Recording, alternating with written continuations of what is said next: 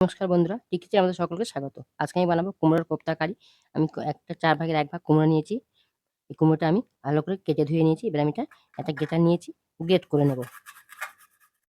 দেখুন বন্ধুরা, কুমড়োটা আমার খুব সুন্দরভাবে গ্রেট করা হয়ে গেছে। এবার আমি দিয়ে দেবো গ্রেট করা আদা, কুচানো পেঁয়াজ, পরিমাণ মতো লবণ, অল্প একটু হলুদ গুঁড়ো, ঝালের জন্য লঙ্কার গুঁড়ো, ঝালটা যে যেমন খাবেন বুঝিয়ে দেবেন। ধনে জিরে একসাথে গুঁড়ো করা আছে, অল্প একটু চিনি। এবার দেবো ২ চামচ বেসন। আমি এখানে বেসন দিচ্ছি না, ময়দা, চালের গুঁড়ো, কর্নফ্লাওয়ার যেকোনো কিছু দিতে পারবেন। দিয়ে আমি এটা খুব ভালো করে মেখে নেব। দেখুন ডান মাখা হয়ে গেছে। আমার ২ চামচও হয়নি। আমি আরো ২ চামচ দিয়েছি। মোট আমার ৪ চামচ বেসন লেগেছে।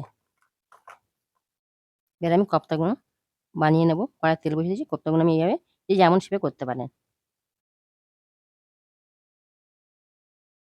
তেলের মধ্যে ছেড়ে দেবো। দিয়ে উল্টে পাল্টে লাল করে ভেজে নেব। দেখুন কোপ্তাগুলো হয়ে গেছে। এগুলো আমি তুলে নেব। আর বাকিগুলো ভেজে নেব। আমি একটু তেল বেশি দিয়েছি। আপনারা চাইলেও শ্যালো ফ্রাই করতে পারবেন না। একদম হালকা তেলে করে নিতে পারবেন। দেখুন আমার সব কোপ্তাগুলো ভাজা হয়ে গেছে। আমি ওই তেল থেকে কিছু তেল উঠিয়ে নিয়েছি। নিয়ে লবণ হলুদ দিয়ে আলুটা ভেজে নিচ্ছি। আলুটা আমি ভালো করে ভেজে নেব।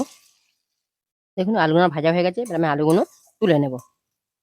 ওই তেলের মধ্যে আমি দিয়ে দেবো একটা শুকনো লঙ্কা, গোটা জিরে। এবার দেবো কুচানো পেঁয়াজ। এবার দেবো গ্রেট করা আদা রসুন। যতক্ষণ না কাঁচা গন্ধ যায় কষিয়ে নেব। এবার দেবো লবণ, হলুদ গুঁড়ো, ঝালের জন্য লঙ্কার গুঁড়ো, ধনে জিরের গুঁড়ো দিয়ে আমি অল্প একটু জল দেবো যাতে মশলাটা না পুড়ে যায়। দিয়ে কষিয়ে নেব।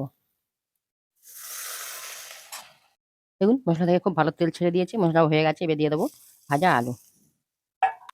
দেখুন আলুটা দিয়ে আমি খুব ভালো করে কষিয়ে নিয়েছি।